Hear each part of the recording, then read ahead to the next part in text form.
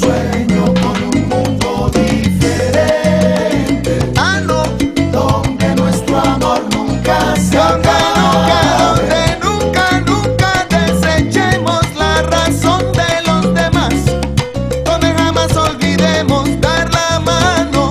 ¿A quién? Al que se ha quedado atrás. Sueño con un mundo diferente. Buenas noches, bienvenidos a su programa Lara Progresista. Hoy vamos a hacer un recorrido por las diferentes secciones que preparó nuestro equipo de prensa y además vamos a mostrarle, como lo hacemos todos los lunes, trabajo que se realiza a través de las diferentes instituciones del gobierno regional, pero es necesario abordar un tema de entrada al programa que sin duda alguna ha consternado a la opinión pública de nuestra entidad, pero también ha consternado a la familia de la Policía de Lara, al gobierno de Lara, a quienes hacemos vida y hacemos votos porque la situación de violencia, de inseguridad que vive nuestro país cese de una vez por todas en la misma medida en que nosotros logremos superar también nuestras diferencias para abordar el tema con la madurez y la responsabilidad que amerita el caso. Me refiero específicamente al asesinato el día de ayer de nuestro amigo, de un excelente profesional, cabal, completamente comprometido, trabajador y además un excelente compañero. Me refiero a Vera Berrío. Ayer en la tarde, un hecho todavía por investigar a profundidad, en extrañas condiciones, así lo declaramos, una cosa un poco rara que ocurrió con Vera Berrío, y nosotros esperamos que tanto el Ministerio Público como los órganos jurisdiccionales hagan una revisión exhaustiva, una verdadera investigación sobre este caso que sí es relevante, que sí es importante, no por el hecho de que sea Vera Berrío, es por el hecho de que esa circunstancia prácticamente se ha hecho recurrente en nuestro Estado. Nosotros hemos tenido la mejor disposición, la voluntad inquebrantable de coordinar, articular con todos los cuerpos de seguridad del Estado. Hemos hecho las observaciones en la necesidad de que se produzca en el país un verdadero plan integral que aborde el problema de la violencia desde todas sus formas, desde el problema de la pobreza, de la reactivación del aparato productivo, de la administración de justicia, el sistema carcelario, el problema, lamentablemente, que padece el país de serios problemas, serias dificultades en el orden económico, que genera, sin duda alguna, unos efectos negativos en cuanto a lo social. Todo eso hemos venido haciendo grandes observaciones sobre esto. Esto que ocurrió con Vera Berrío, que repito, nos llena de mucho dolor, de mucha tristeza, porque Vera era un verdadero hermano para nosotros, además un funcionario policial comprometido como todo nuestro cuerpo de policía del Estado Lara. Desde aquí nuestra palabra de pésame a la institución policial, a su familia, a todos sus compañeros. Nosotros como gobierno de Lara nos sentimos tristes de verdad por esta situación que vivimos el día de ayer con Vera Berrío. Ojalá y esto nos convoque a la reflexión, pero a una reflexión sincera, transparente, objetiva, donde podamos desnudarnos de la postura político-partidista, que podamos nosotros deslastrarnos de cualquier sentimiento que aflore la diferencia en nosotros, que podamos de verdad centrarnos en el problema central, valga la redundancia, que no es otro que la violencia y la inseguridad que ha venido generando serias distorsiones en la calidad de vida del larense y del venezolano. Por eso hacíamos unas observaciones críticas, como debe hacerlas y como tiene que hacerlas y como puede hacerlas cualquier demócrata, en un país donde verdaderamente funcionen las instituciones. Hablamos de la necesidad de reinstitucionalizar el país y lo hacemos convencidos de que es necesario salir del atolladero donde nos encontramos, de este estado de incertidumbre, de zozobra que se vive en el país, para ir a la búsqueda de soluciones concretas que nos permitan avanzar en un país de prosperidad, de desarrollo, pero igualmente un país donde podamos mostrarnos como hermanos, como venezolanos que somos. Un país donde se propicie el encuentro a través del diálogo, la concertación, donde podamos vivir en paz. Ese es el país que soñamos los venezolanos. Y por eso le hemos dicho al gobierno, el gobierno está obligado a interpretar ese sentimiento de calle. Lo que dice la gente en el barrio, en la urbanización, lo que dice la gente en la empresa, en el trabajo, la preocupación que hay en la calle, el problema de los alimentos, el problema de los servicios, y además de esto siempre esa confrontación permanente que prácticamente nos aleja de la realidad de la gente, de lo que quiere la gente. Entonces nosotros lo decíamos, y en esto también ratificamos nuestro compromiso con la Constitución, porque no solo somos ciudadanos y somos gobernantes, nosotros también fuimos corredactores de ese proyecto de vida llamado Constitución. De manera que nosotros jamás acompañaríamos una aventura, un golpe de Estado, cualquier salida fuera del texto de nuestra Carta Magna. Jamás. No somos aventureros, yo no soy golpista, menos somos nosotros partícipes de hechos que convoquen a la anarquía, al caos, que generen escenarios vividos en Venezuela, superados gracias a Dios, pero que hoy estamos en la obligación, en algunos casos, de orientar con la palabra y con la crítica. De manera que cuando nosotros hablamos de la reinstitucionalización del país, hablamos de eso, de instituciones que funcionen, de un poder judicial verdaderamente transparente, autónomo e independiente. Pero así como el Poder Judicial, todas las instituciones del Estado, la Fuerza Armada, el Poder Judicial, el Poder Electoral, que podamos de verdad nosotros mostrar un equilibrio en la actuación del Estado que les dé certeza al ciudadano. A eso nos referimos. Instituciones que funcionen para la gente, despartidizadas total y absolutamente. Y nosotros reiteramos ese llamado. De manera que aquí no hay que estar buscando fantasmas por las orillas. Nadie aquí ha planteado nada distinto a lo que diga la Constitución. Pero reiteramos que solamente esas dos vías, que lo haga este gobierno o el gobierno que viene, bienvenido sea para nosotros los ciudadanos. Uno, el diálogo necesario, en la búsqueda de la concertación imperativa para poder resolver los serios problemas que nos agobian a todos por igual.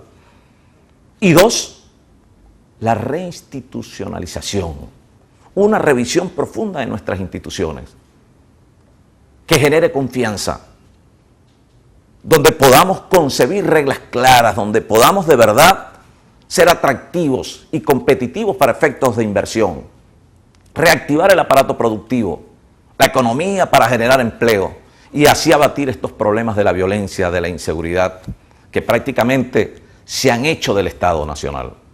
Por eso, nuestro llamado, frente a esta circunstancia, frente a este hecho que enluta al pueblo de Lara y nos enluta a nosotros como gobernantes, como gobierno regional, de Vera Berrío, la reflexión necesaria, objetiva y profunda en esto que hemos planteado de manera general, en los términos más respetuosos posibles, en el marco de la Constitución y del Estado de Derecho. No se trata aquí de andar inventando cosas. Nadie lo ha hecho. Y se han dicho muchas cosas y se han inventado sobre nosotros. Hace apenas unos días atrás, nosotros estamos preparando un estallido social por acá, por Lara. Mentira. Después en el caso de Hidrolara. Y así muchos otros casos. Yo creo que de lo que se trata es que pongamos el oído y la conciencia en la calle para que nuestras decisiones estén ajustadas a esa expectativa y a ese sentimiento de la gente en la calle. Con esta introducción podemos nosotros entonces hablar de un plan que también hemos definido como un plan modelo, para lo cual hemos revisado otras experiencias y prácticas positivas. Ejemplo, el caso del programa Alcatraz, adelantado en el estado de Aragua por iniciativa privada, y que aquí en Lara, de la mano de Fedecámaras, de las cámaras productivas, la Cámara de Industriales, la Cámara de Comercio, de la Construcción Inmobiliaria, etcétera, todas las cámaras, en este afán que nos invade, gobierno, sector productivo, la academia, las universidades, la UCLA, el Politécnico, la Yacambú, todas las universidades, pero también la comunidad y su iglesia, la iglesia católica, la iglesia evangélica. ¿Por qué nosotros no ponernos de acuerdo? Y vamos a tomar como punto de partida ese Alcatraz. Y de aquí desde Lara, entonces que surja el Fénix. Ese plan Fénix que queremos presentarle a ustedes es un poco las conclusiones de hacia dónde nosotros creemos, junto a la mancomunidad de esfuerzo con las otras instituciones, podemos direccionar esas acciones para poder apaciguar, para poder de alguna manera levantar una expectativa favorable frente a un fenómeno que sin duda alguna afecta en la tranquilidad, en la conciencia, pero también en la vida de nuestros ciudadanos. Esto lo presentamos en el Teatro Juárez, el programa Alcatraz, y posteriormente le vamos a presentar el Plan Fénix. Van ustedes a escuchar las palabras también del presidente de Fedecámaras a nivel nacional, Jorge Roy, quien de manera muy, pero muy atenta vino a compartir con nosotros esta experiencia y a ofrecernos todo su apoyo. La UCLA, las iglesias, etcétera. Ahí estuvimos todos. Yo quiero que ustedes vean este material. El proyecto Alcatraz nació en el año 2003 a partir de una contingencia que se presenta en la Hacienda Santa Teresa cuando un joven del municipio de Revenga decide robar el armamento a un inspector de seguridad de la Hacienda. Bueno, pasé el cuento corto, este joven termina siendo capturado y se manejaba la información que si lo entregaban las autoridades no iba a correr con mucha suerte. Entonces, ante esa realidad, para ese momento estas eran las cifras de homicidios en el municipio de Revenga, alcanzaban casi los 80 por cada 100.000 habitantes. Ante esa crisis se presenta un dilema, o no hacer nada y martirizarse, o dejar que el tradicional camino de la violencia resuelva el destino de estos jóvenes. Ellos deciden construir una opción, una alternativa. ¿En qué consistía esa alternativa? 3 meses de trabajo a cambio de nada para reparar por el daño que había cometido este joven, porque sin duda que había robado el armamento del inspector de seguridad. Bueno, ¿quieren saber cuál fue la sorpresa del día siguiente? Bueno, la sorpresa es que 21 otros jóvenes se acercaron al portón de la Hacienda Santa Teresa pidiendo que se extendiera la misma oportunidad para ellos. Y es ahí donde nosotros decimos que nace el proyecto Alcatraz y donde más de 126 jóvenes han pasado por el programa. El proyecto se gana un premio en Gran Bretaña como mejor programa de reinserción social que usa el deporte. Afortunadamente, yo digo que eso es una bendición, porque ese premio permitió que todos esos procesos que de manera intuitiva, de manera empírica, fueron desarrollando sus fundadores, porque ellos no se esperaban esto, todos quedaran plasmados y documentados en una metodología que hemos llamado nosotros Alcatraz 2.0, que es la versión mejorada de Alcatraz, ¿no? Donde por primera vez se pudo definir el programa como un programa de reinserción social dirigido a jóvenes con problemas de conducta que junto a la comunidad y las autoridades locales busca abatir los índices delictivos. El proyecto tiene 4 componentes. El primero, formación en valores. El segundo componente, el deporte. Después el tercer componente, la justicia restaurativa. ¿Qué es la justicia restaurativa? Es algo muy sencillo y además su práctica es ancestral. Es una justicia basada en el perdón. El último componente es la formación para el trabajo. No hay duda que nosotros no podemos sustituir una pistola si no le damos otra herramienta de trabajo, que sea un lápiz o que sea un destornillador, cualquier cosa que les sirva a ellos para ganarse su vida dignamente. Proyecto Alcatraz es mi familia. Un programa de rescate. Es una ayuda que nos están prestando para ser mejor personas. Es capaz de llevar gente del mundo de la oscuridad al mundo de la luz.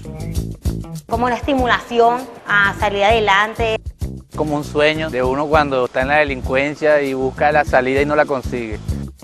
Lo que hacemos es darles la oportunidad de entrar otra vez en el carril con unas reglas claras, con una disciplina.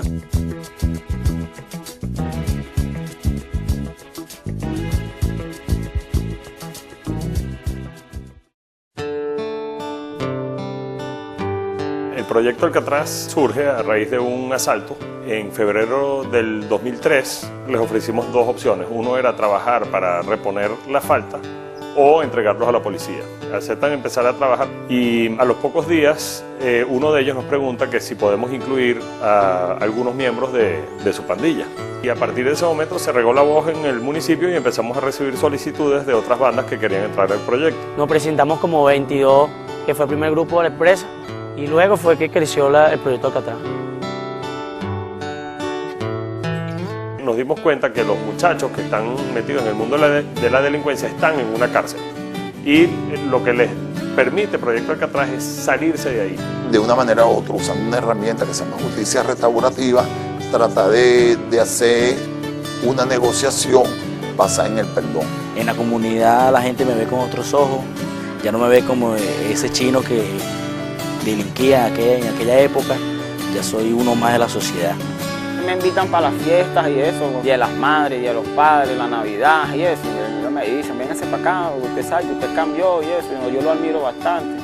Y bueno, me tienden la mano más todavía. Antes no me abrían ni la puerta. Antes vivía en miedo, en temores. Hoy en día puedo decir que soy feliz.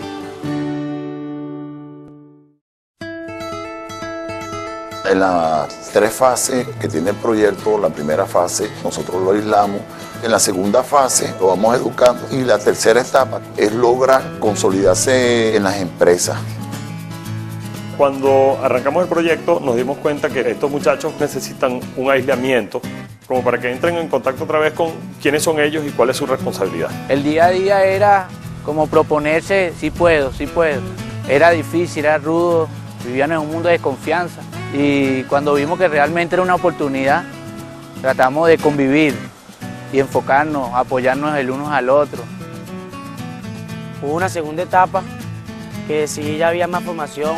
Entra toda una estructura, un equipo multidisciplinario, charlas en valores, lo vamos incorporando al sistema educativo, hacen deporte dentro de las instalaciones. La razón por la que escogimos nosotros rugby para Alcatraz es porque es de contacto. Si uno no se controla, lo saca el árbitro. Liberarnos ese estrés, esa fuerza que teníamos interior y ahí aprendíamos con disciplina. Nos ha ayudado a todos a tener una mejor condición física y en compartir. Si tú pierdes tu equipo, bueno, y gana el mío, bueno, busca la revancha, pero es jugando, no haciéndonos daño. Todo el equipo es como decir una familia. Ya se olvida todos los problemas que tú tuviste y simplemente se juega en compañerismo. Una de las cosas que tiene el rugby que yo no he visto en ningún otro deporte es lo que llamamos el tercer tiempo. Donde tú pides perdón, pides disculpas. Si le das un tacle alto a uno en el cuello o un mal golpe, humanamente va, mira, perdóname, discúlpame. Y es un compartir, que es importante perdonar. Y ahí fomenta el respeto, aún por el contrincante, aún por el adversario. Resulta que nosotros cuando llegamos éramos personas sin valores. Empezaron a trabajar en eso en cada uno de nosotros. El valor más importante es visión.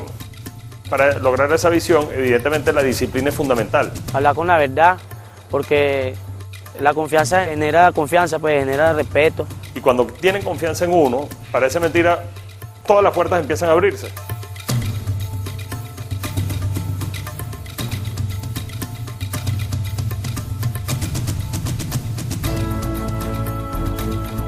Y después está la tercera etapa, la reinserción, es cuando ellos han aprendido para postularse para un trabajo y no tengan que recurrir a la delincuencia para conseguir su sustento. Nosotros tenemos la responsabilidad o el deber de insertar ese grupo de jóvenes. Yo hago una invitación a las diferentes empresas que se abran a la oportunidad que esto puede significar. Una de las cosas que nosotros hemos visto aquí en Ron Santa Teresa es que esos muchachos que vienen del Proyecto Alcatraz tienen un potencial extraordinario. Las personas que vienen de Proyecto Alcatraz han sido personas muy colaboradoras, que se han adaptado fácilmente a todos los procesos. Hemos ingresado a una persona que te está dando resultados, y no es que esté dando resultados, está dando excelentes resultados. Unos están trabajando en las líneas de embotellaje de Ron Santa Teresa, otro tiene un camión y está despachando, tiene su propio negocio. Hay varios que son entrenadores de rugby. Brindarle la segunda oportunidad a este tipo de personas es mágico. Nunca en mi vida había cobrado con una tarjeta, sí la cobraba, pero con los reales ajenos, ¿me entiendes? Robando a la gente y esas cosas. Pero ahorita que uno tiene su tarjeta, su broma, yo cuando me dieron mi primer aguinaldo, lloré sacando mis reales del cajero, viendo ese papel.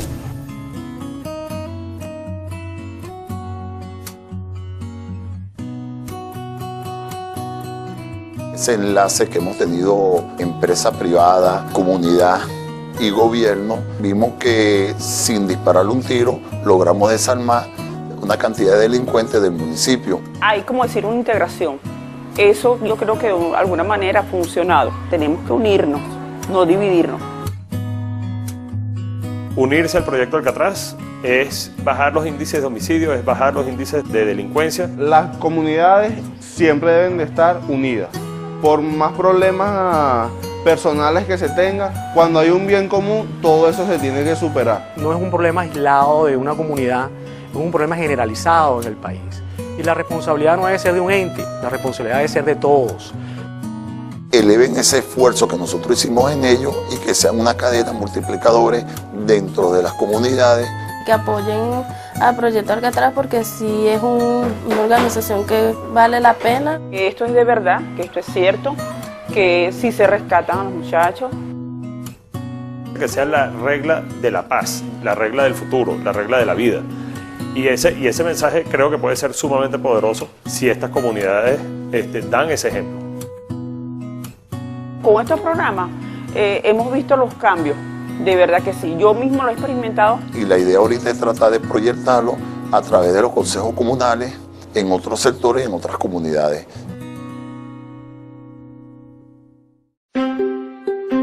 ¿Qué le diría yo a alguien que se encuentra en la situación donde yo me encontraba? Que eso tiene tres opciones.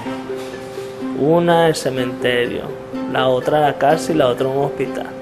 Como mis hermanos que mataron, tengo 2 hermanos que me mataron y 14 primos. Si quieren cambiar, que ingresen al proyecto. Los cambios son gigantescos, siempre y cuando lo quieras hacer. Porque pueden haber muchos psicólogos, muchos gobiernos que te quieran ayudar, pero si uno no se levanta a uno mismo y uno pone de su parte, es uno mismo. Que aprovechen porque Dios nos da oportunidades a nosotros. ¿Qué significa un Alcatraz? Un hombre de estudio, un hombre de trabajo. No importa lo que haya tu antepasado, lo que haya pasado, eso quedó atrás. Ahora lo que vale es tu futuro. El Proyecto Alcatraz lo que le da a ustedes es la oportunidad de rescatar esa dignidad, de convertirse en gente de bien, de convertirse en ejemplos. La delincuencia lo que te lleva es a destruir, a que te destruyan. Tomen el autobús sin miedo, no hay nada más sabroso en la vida que andar en la calle sin ver para atrás.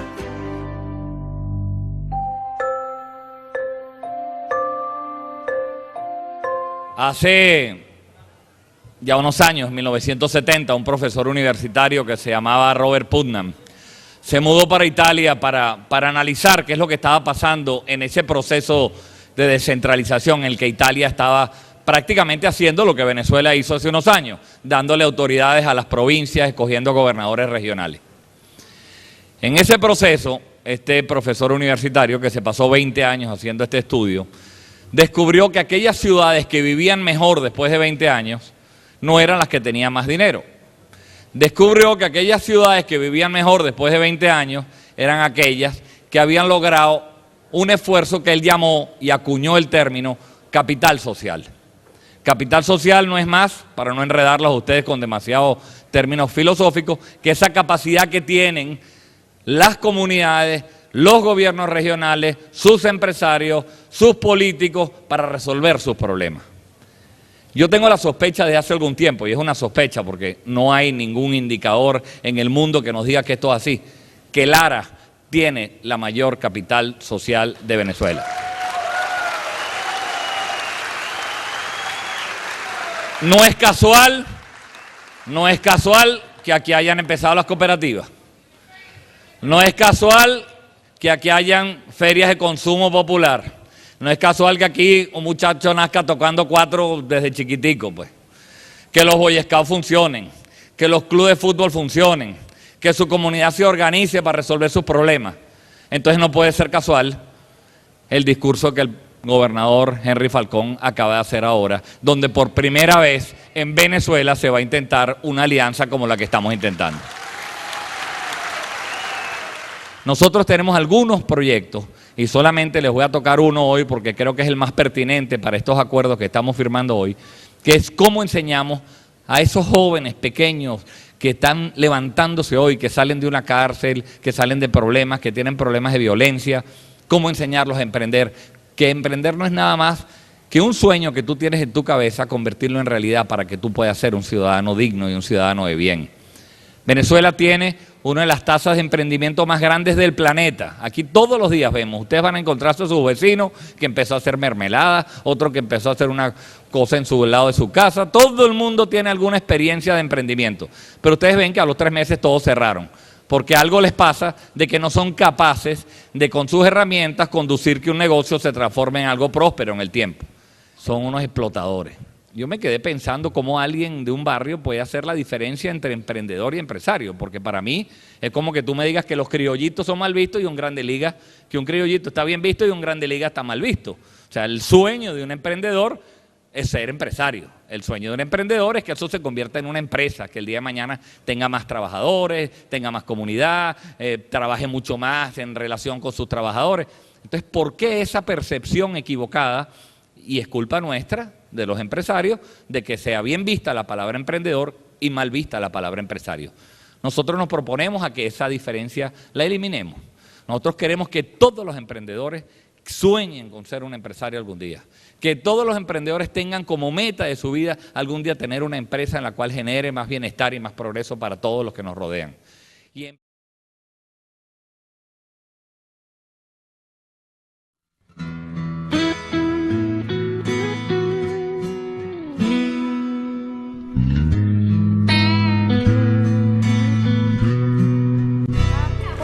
No tengo zapatos para jugar, tengo que venirme en chancleta porque tengo puros zapatos para salir, no tengo zapatos viejos. No me da pena venirme así, si no tengo zapatos no importa, yo estoy acostumbrado a andar descalzo por ahí. Me parece que se me hinchó el ojo por la tierra esta que le están echando.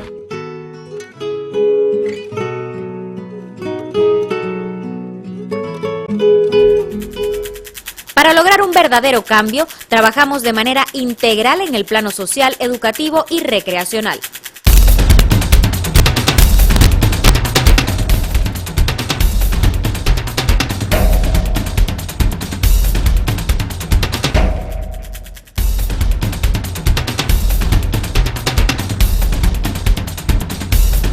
Yo pasé con mi papá y mi mamá y la vi que la estaban arreglando.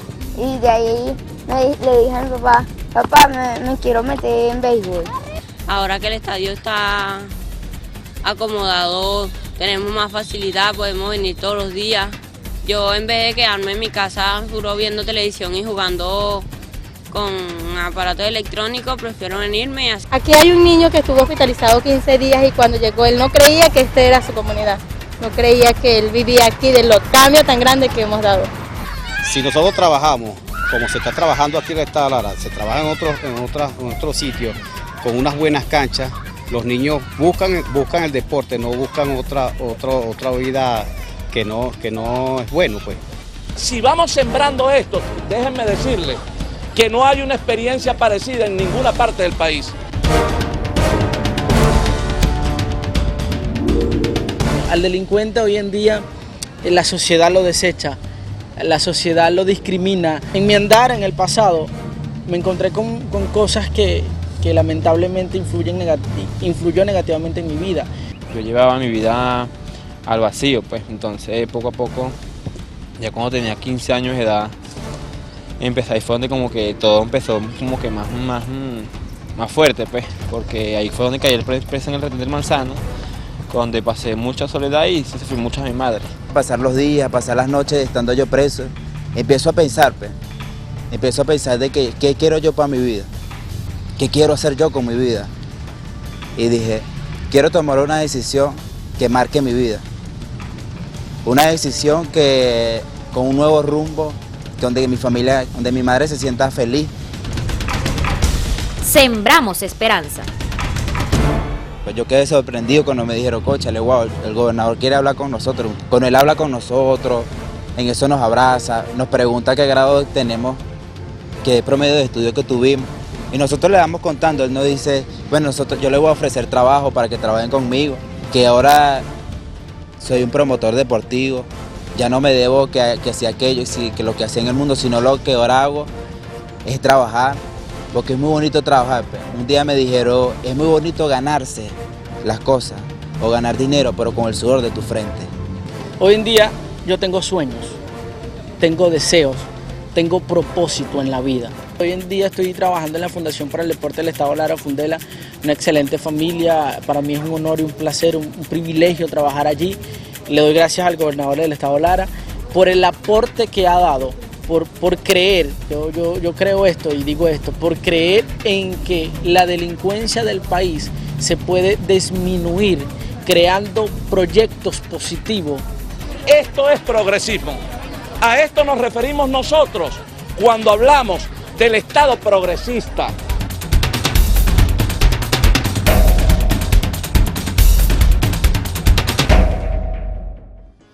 Aquí no solamente el sector productivo representado por el presidente de Fedecámaras, bienvenido Jorge Roy, presidente de Fedecámaras a nivel nacional,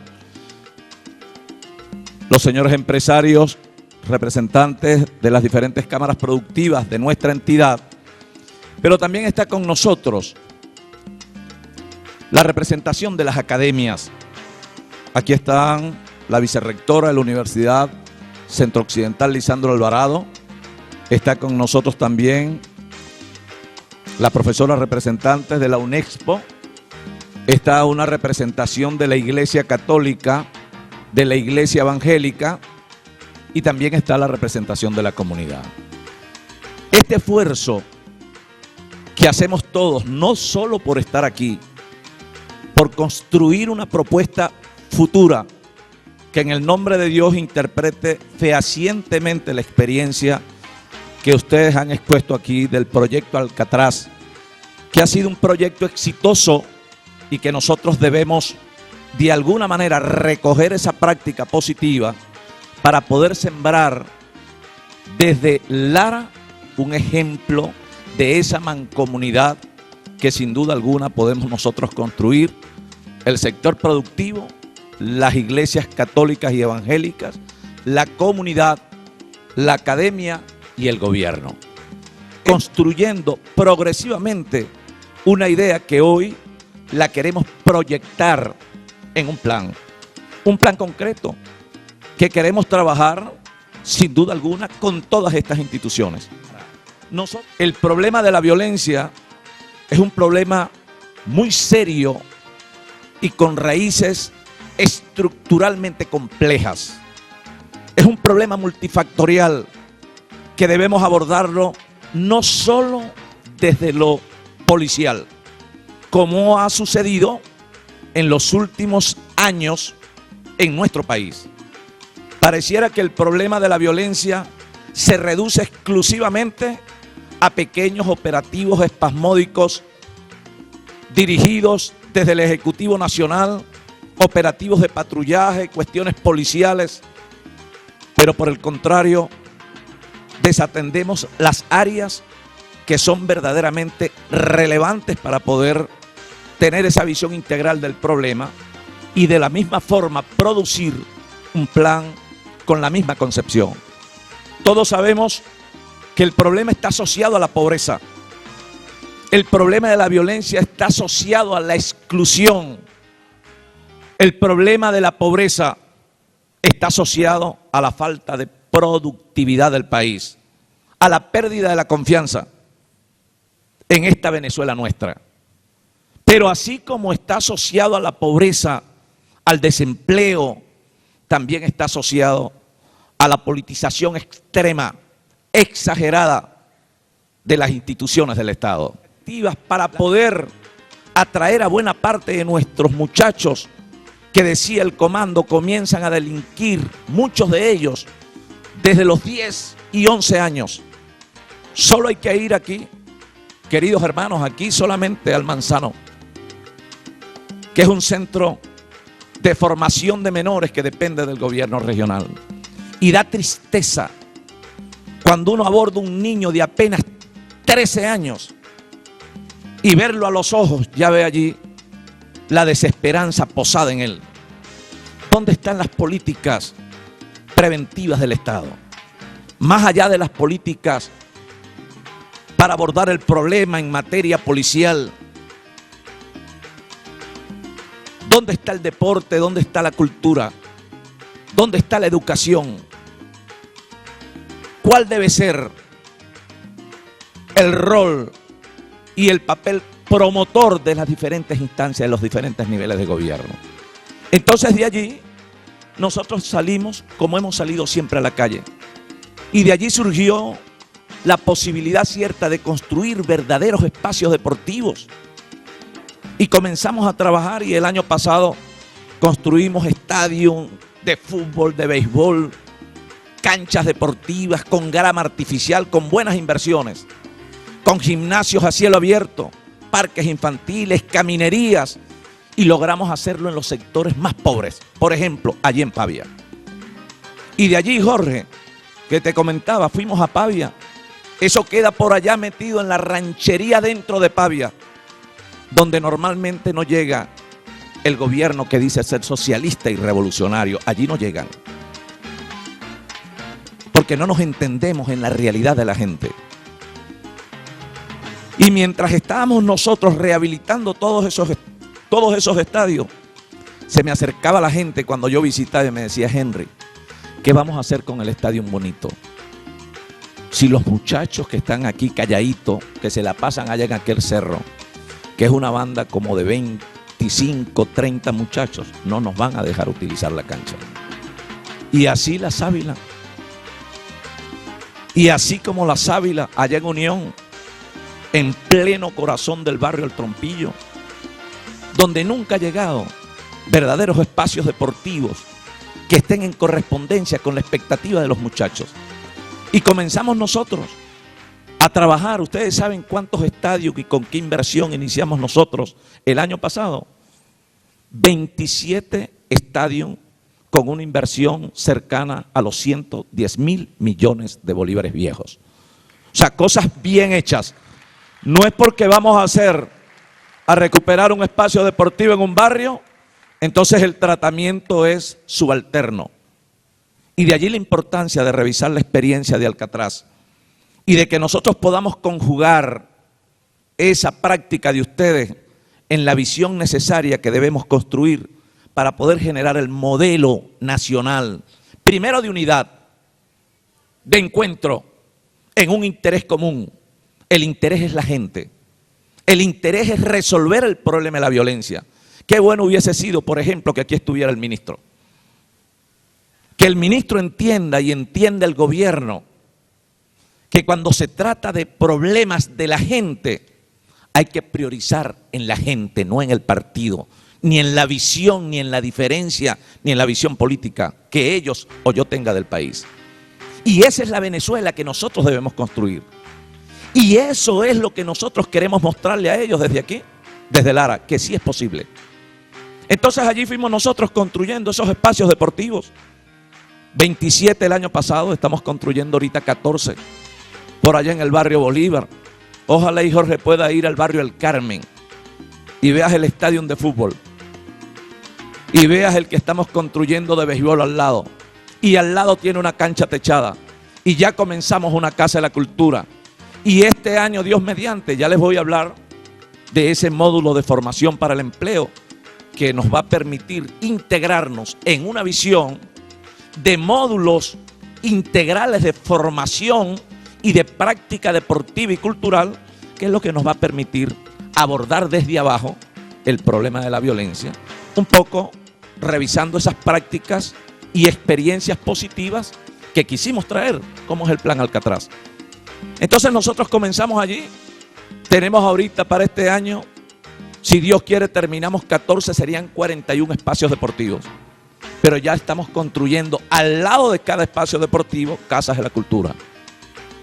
Porque en pleno barrio la idea es que se cruce la cultura, las artes con el deporte, que tú puedas tener un juego de béisbol o de fútbol y puedas tener gente en un gimnasio a cielo abierto caminando, pero por allá tienes también los muchachos en la música, la danza, el teatro, los títeres, las manualidades, como era antes. Y un poco lo que queremos aplicar en esto, y por eso esta conjunción de esfuerzos necesarios entre la iglesia evangélica, la iglesia católica que trabaja con nosotros y que tenemos excelentes relaciones con ambos. Entonces aquí se trata de esa alianza. Yo decía, nosotros con la iglesia católica y la iglesia evangélica, nunca, Jorge, nunca, y lo vamos a hacer en la universidad, profesora, nunca, y seguro estoy, no hay una sola gobernación en el país que haga como nosotros presupuesto participativo, sobre la base de una ley, y una cosa metodológicamente bien llevada, con hechos concretos, palpables, mostrables. Y el año pasado incorporamos a nuestros hermanos evangélicos. Se incorporaron, creo que ayudamos allí, o participaron con nosotros 280 y pico iglesias evangélicas y 86 iglesias católicas. De allí le planteaba yo a ellos, ahora tenemos un reto por delante. Queremos abordar de la mano todos el problema de la violencia. Bueno, entonces vamos a unirnos. Iglesia católica, iglesia evangélica. El tema de los valores. ¿Cómo reconstruir el entramado social necesario para poder abordar desde los valores los desequilibrios sociales que subyacen fundamentalmente en las zonas de barrio? A esto que llamamos el Plan Fénix es la formación para el empleo. Y de aquí no solo la alianza con las iglesias. Bueno, ¿cuánto tiene que aportar la universidad a esto? ¿Cuánto puede aportar la empresa privada a esta iniciativa? Poco lo que tú decías, hermano. Si ustedes tienen allí procesos de formación y han recuperado muchos muchachos, ¿por qué nosotros en esta alianza fuerte, sector privado, gobierno regional, iglesia, academia y comunidad, por qué no podemos tener una meta, fijarnos una meta? Y de no me queda otra que hablar con los muchachos. Y los mandé a llamar, le mandé un mensaje, mira, si ven a los muchachos, esa es la banda, ustedes saben que para mí no es una banda, son muchachos simplemente que no han tenido la atención del Estado. Los mechupes, que todos aquí conocemos de ellos. Y yo les mandé a decir con la comunidad, mira, si ellos se quieren reunir conmigo, a mí me gustaría conversar con ellos.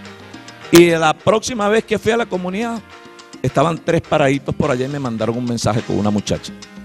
Mira, que aquellos 3 que están allá quieren conversar contigo, pero solo. Y yo le dije, bueno, déjame acercarme. Y me acerqué y conversé un ratico con ellos. ¿Ustedes están dispuestos a almorzar conmigo? Es que nosotros no podemos salir de aquí. Están confinados en Pavia. Y los invité a comer ahí en un restaurante de esos de chivo.